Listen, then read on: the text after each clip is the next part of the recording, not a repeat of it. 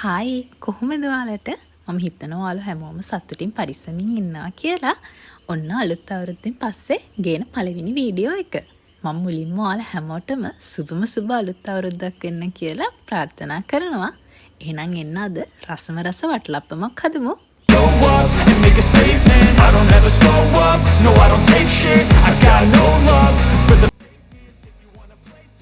අපි මුලින්ම බලමු අපිට අවශ්‍ය කරන්නේ මොනවද කියලා. මම මෙතන සීනි ග්‍රෑම් 350ක් වෙනම අරගෙන තවත් ග්‍රෑම් 50ක් වෙනම කප් එකකට දාගෙන තියෙනවා.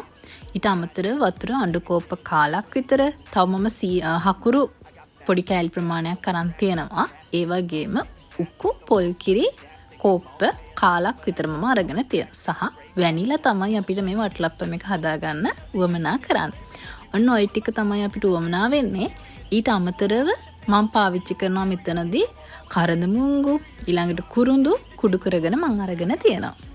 අද නම් මම වටලප්පම් එක හදන්නේ තනියම නෙමෙයි. මට උදව්වට ඉන්නවා මගේ හස්බන්ඩ්ත් මාත් එක්කලා. ඔන්න එයා තමයි දැන් හකුරු ටික මට කපලා දෙන්නේ. මම එයාට කිව්වා ඉතින් කපලා දෙන්න කියලා. ඔන්න දැන් එයා ඉතින් මේ වැඩේ කරනවා. ඇත්තටම මේ වටලප්පම්ගේ ගොඩක් වැඩ කරේ එයා. මම කරේ පැණි එක හදපු එක විතරයි. එහෙනම් අපි යමු අපේ පැණි එක හදාගන්න. මම අර මුලින්ම පෙන්නුව ග්‍රෑම් 50 වෙනම මම අරගත්ත ග්‍රෑම් 50 තමයි මම මෙතනදී පෑන් එකක් තියලා සාමාන්‍ය ගින්දරේ හදාගන්න පුළුවන් ප්‍රශ්නයක් නැහැ. මුලින්ම මුකුත්ම නොදා අපි මේ ටික කැරමල් කරගෙන ඉමු. මේකේ කැරමල් එකේ පාටින් තමයි අපේ වටලප්පයින්ගේ පාටත් තීරණය වෙන්නේ. ඒ නිසා මේක චුට්ටක් කර වුණාට කමක් නැහැ. මම මුස්ලිම් කෙනෙක්ගේ වීඩියෝ එකකුත් බලලා තමයි මම මේක හදන්න පටන් ගත්තේ. එයත් කිව්වේ මේක චුට්ටක් කර වුණාට කමක් නැහැ. කර රසක් වටලප්පන් එකකින් එන්නේ නැහැ අපේ කියලා. ඇත්තටම එහෙම කර වුණා කියලා ගොඩාක් කර ගන්න එපා. මෙන්න මේ වගේ පාටට ආවහම අපිට අපේ ඉතුරු සීනි ටික එකතු කරගන්න පුළුවන්. කිසිම කර රසක් එන්නේ නැහැ. මාරම රසට ආව අපේ වටලප්පන් එකත්. අපි බලමු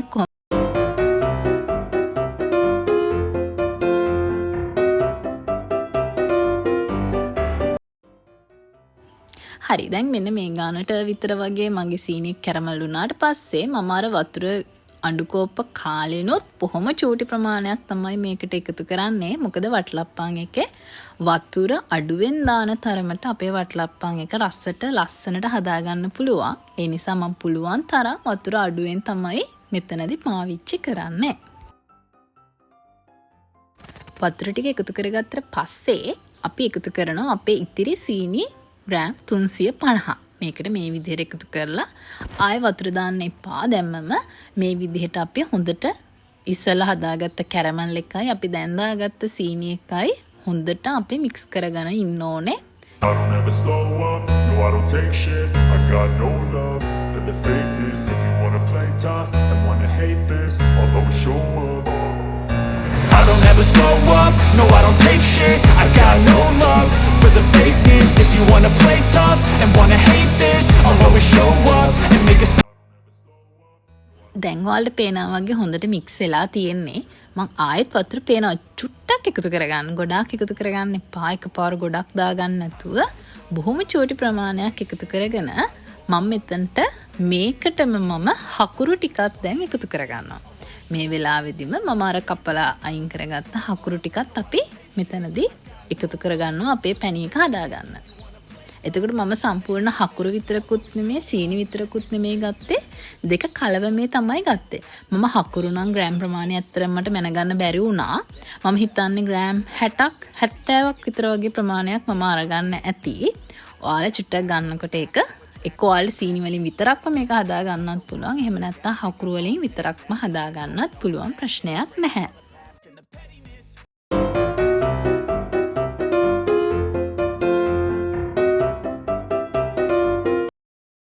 දැන් අපි ආයේ මේකට වතුර එකතු කරන්නේ නැතුව මේ විදිහටම පැණි එක අපි ලිපේ හැදෙන්න දෙමු. ආයෙ වැඩි හැඳි ගන්න ඕනෙත් නැහැ. මේක මේ විදිහටම ලිපේ අපි හදාගෙන ඉමු.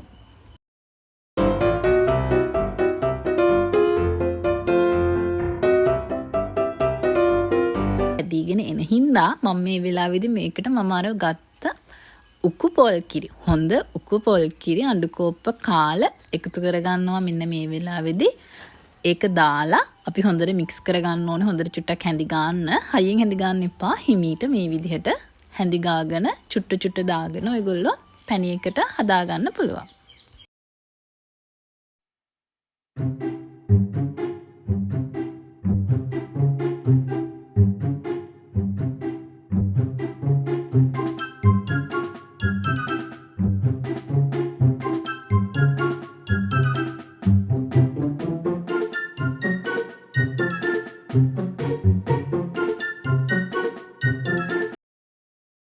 දැන් නම් පැණි එක ලෑස්ති. මම දැන් පැණි එක ලෑස්ති නිසා මම මේකට එකතු කරගන්නවා අපි අර තලාගෙන තියාගත්ත කරඳ මුංගු සහ කුරුඳු ටික මම මෙතනදී මේකට මේ වෙලාවේදී එකතු කරගන්නවා.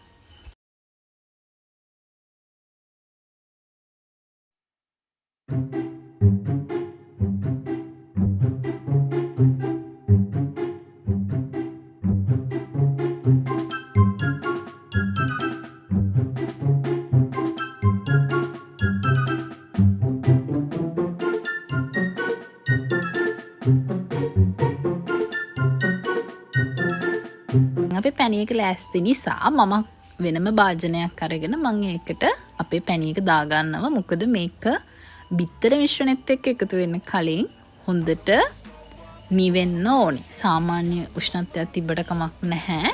නමුත් හොඳටම නිවෙන තරමට මේක හොඳයි. නැත්තම් බිත්තර එක තැම්බිලා මේක වටලප්පමක් නෙමෙයි පුඩිමක් බවට හැරවෙනවා. ඒ නිසා හොඳට මතක තියාගන්න වටලප්පන් එකට මේක දාන්න කලින් පැණි එක එකතු කරන්න කලින් අනිවාර්යෙන්ම බිත්තර මිශ්‍රණයට දාන්න කලින් ඔයගොල්ලෝ මේක නිවිලාද කියන එක බලන්න.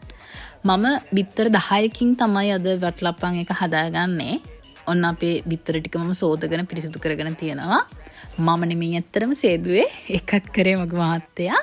ඔන්න දැන් එයා බිත්තර 10ක් කඩලා අපි දැන් මේ ටික හොඳට බීට් කරගමු. මම බීට් කරගන්නේ නම් ඇත්තටම ගෑරප්පුවෙන් විනාඩි 10ක් විතර වගේ බීට් කරගත්තාම හොඳටම ඇති. හරි අපි දැන් විනාඩි 10ක් විතර මේ බිත්තර ටික හොඳට බීට් කරගමු. දැන් ඔයාලා වීඩියෝ එකෙන් මම මේත් එක්කම පැණි එක දානවා දැක්කට මට පැණි එක නිවෙන්න සාමාන්‍යයෙන් අපේ පැණි එක නිවෙන්න පැයක් විතර වගේ කාලයක් ගියා. ඒ හොඳටම නිමුණට පස්සේ තමයි අපි දෙන්න මේ දැන් පැණි එක බිත්තර එකත් එක්ක එකතු කරන්නේ. ඒතර අර පැණි එක දානකොටම බිත්තර එක ආයෙ චුට්ටක් අපි බීට් කරනවා. ඒ ඇති එතනින් එහාට ආයෙ අපි බීට් කරන්නේ නැහැ. අර පැණි එක දාගන්නකම් විතරක් හොඳට කලවම් කරගන්න. එතකොට අපේ මික්සර් එක හොඳටම හැදිලා wanna play tough and wanna hate this I'll always show up and make a statement I don't ever slow up no I don't take shit I got no love for the fakeness if you want පැණි එක එකතු කරගත්තට පස්සේ දැන් අපේ මිශ්‍රණය ලෑස්ති. අපි දැන් හදන්නේ මේකට ලුණු පොඩ්ඩක් එකතු කරගන්න. බොහොම චුට්ටක් එකතු කරගන්න. එතකොට පොඩි අමුතු රසයක්ත් එනවා. ඒ වගේම පැණි රස ටිකක් වැඩිපුර අපිට දැනෙනවා. ඊට පස්සේ අපි හොඳට මේ මිශ්‍රණය පෙරා ගන්න ඕනේ. මොකද අපි කලින් අර කුරුඳු පොතු ඊළඟට කරඳ මුංගු ඒ වගේ අර අපි මිශ්‍රණයකට දැම්මානේ. අන්න ඒ ටික ඉවත් වෙන්න සහ බිත්තරවලත් තියෙන ඒක ඉවත් වෙන්න මම මේක හොඳට පෙරා ගන්න ඕනේ. අපි මේක හොඳට පෙරාගෙන ඊට පස්සේ බලමු මොකද කරන්න කියලා.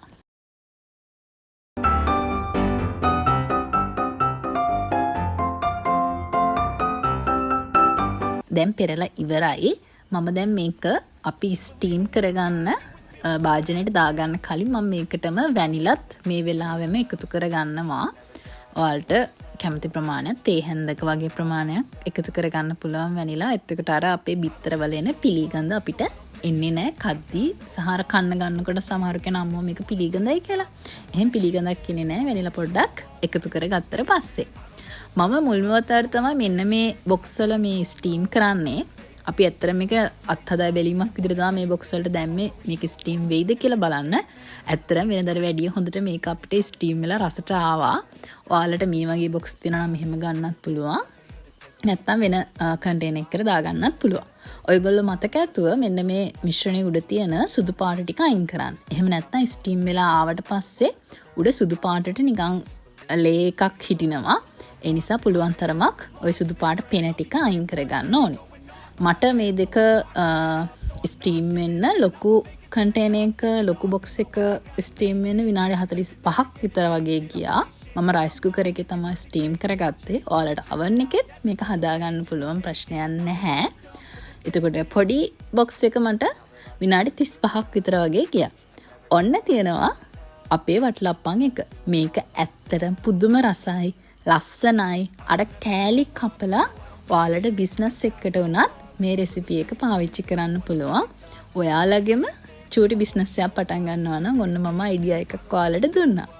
එහෙනම් මම හිතනවා ඔයාලා මේ වීඩියෝ එකටත් ආස වෙන්න ඇති කියලා. ඔයාලා හදලා බැලුවොත් අනිවාර්යයෙන්ම කමෙන්ට් එකක් දාගෙන යන්න. එහෙනම් ඔයා මගේ channel එකට අලුත් කෙනෙක් නම් මාව තාමත් subscribe කරලා නැත්නම් මතක කරලා මාව subscribe කරගෙන යන්න. ආයෙත් ලබන සතියේ ලස්සන වීඩියෝ එකක් අරගෙන එන්නම්. ගිහින් එන්නම්. bye.